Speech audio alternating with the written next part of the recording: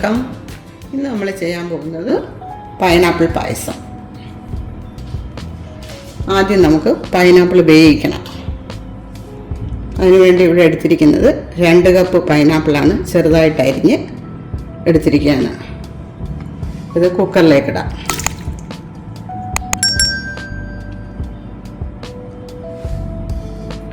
ഒരു ചെറിയ കഷ്ണം പട്ട, 3 ഗ്രാമ്പു, 1/4 കപ്പ് വെള്ളം, ഒരു നുള്ളുപ്പ്. ഇനി ഇതൊന്ന് ഇളക്കി വയ്ക്കാം.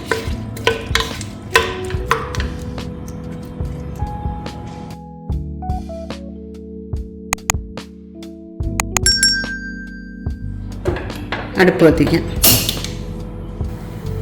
ആദ്യത്തെ വിസിൽ വന്നു കഴിഞ്ഞ് മീഡിയം ഫ്ലെയിമിൽ വെച്ച് ഒരു 5 വിസിൽ, അത് കഴിഞ്ഞ് തീ ഓഫ് ചെയ്യാം. ഇനി നമുക്ക് സ്റ്റൗ ഓഫ് ചെയ്യാം. കുക്കറിലെ സ്റ്റീമെല്ലാം പോയതിന് ശേഷം മാത്രമേ തുറക്കാവൂ. തുറന്നു കഴിഞ്ഞ് അതിനകത്തിരിക്കുന്ന ഗ്രാമ്പും പട്ടയൊക്കെ എടുത്ത് മാറ്റണം. അത് മാറ്റിയതിന് ശേഷം മാത്രമേ പായസത്തിൽ ചേർക്കാവൂ. ഇനി നമുക്ക് ചൗരി വേവിക്കാനായിട്ട് വെള്ളം വയ്ക്കാം. 2 കപ്പ് വെള്ളമാണ്. 1/2 കപ്പ് ചൗരി കുതിരാനായിട്ട് വെച്ചിട്ടുണ്ട്. കുതിരാനായിട്ട് അത് ഇട്ടിട്ട് ഇപ്പോൾ ഒരു 10-20 മിനിറ്റ് ആയി കാണും. പാത്രം അടച്ച് വയ്ക്കാം. വെള്ളം തിളച്ചിട്ട് ചൗരി ചേർക്കാം.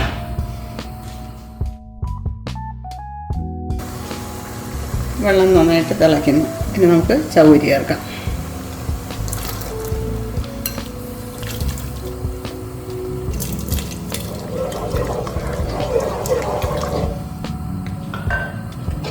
ഇത് അടച്ച് വയ്ക്കാം.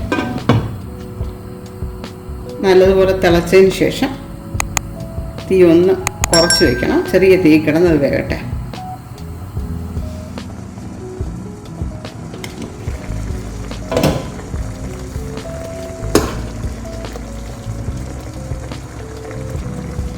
ചൗരി വെന്തിട്ടുണ്ട്. ഇനി തീ ഓഫ് ചെയ്യാം.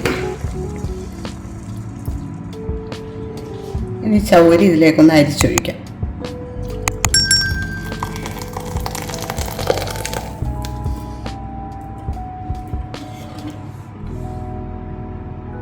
ഈ കുക്കർ ഒന്ന് ഓപ്പൺ ചെയ്യാം.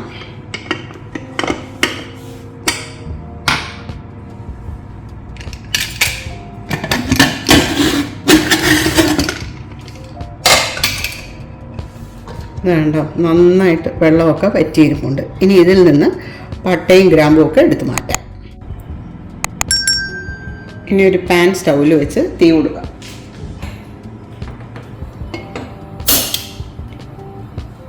ഇതിലേക്ക് 750 ml പാലാണ് ഒഴിക്കുന്നത്.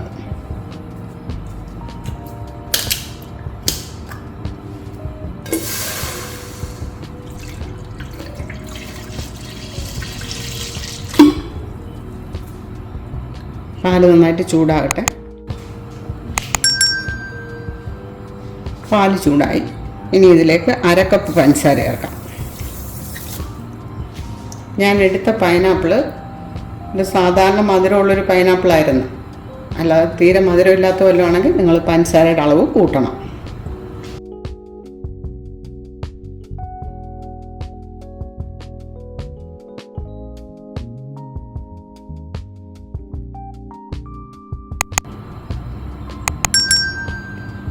ഇനി ഇതിലേക്ക് ചൗരി ചേർക്കാം.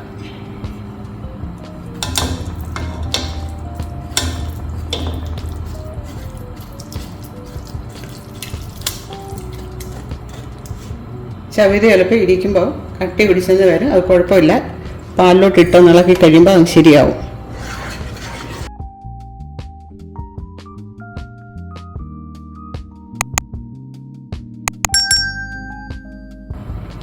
ഒരു 5 മിനിറ്റ് ചൗരി ഇതിനകത്ത് കിടന്ന് തിളക്കട്ടെ.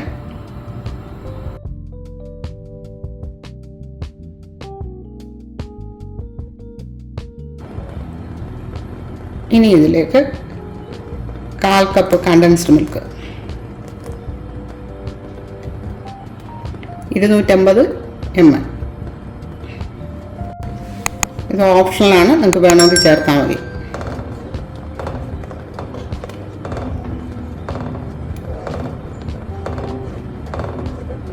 പാല് കുറച്ചുകൂടെ ഒന്ന് കുറുകട്ടെ.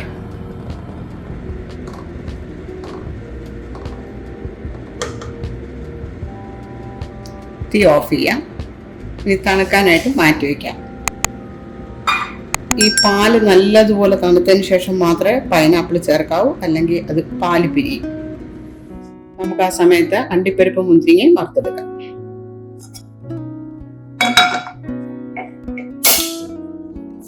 പാൻ ചൂടായി. അണ്ടിപ്പരിപ്പ് മുന്തിരിങ്ങയും വറുക്കാൻ ആവശ്യമായ നെയ്യ് ചേർക്കാം. നിങ്ങളുടെ ആവശ്യത്തിന് നെയ്യും മുന്തിരിങ്ങയും അണ്ടിപ്പരിപ്പും ഒക്കെ ചേർക്കാം.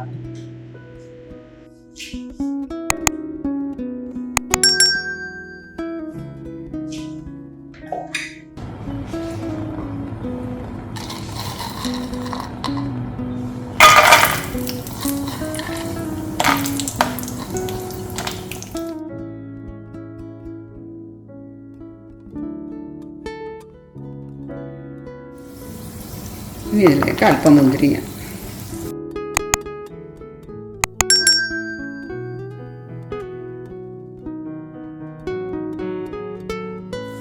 ഇനി തീ ഓഫ് ചെയ്യാം. ഇത് നന്നായിട്ട് തണുത്തിട്ടുണ്ട്. ഇനി ഇതിലേക്ക് വേവിച്ച് വെച്ച് പൈനാപ്പിൾ ചേർക്കാം.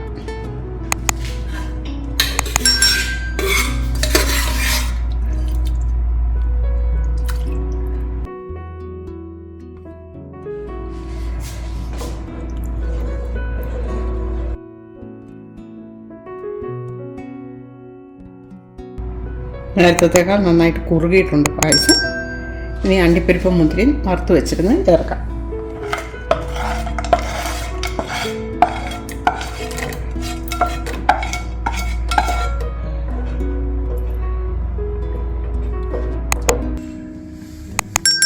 നിങ്ങളെല്ലാവരും പൈനാപ്പിൾ പായസത്തിൻ്റെ ഈ റെസിപ്പി ട്രൈ ചെയ്ത് നോക്കണം.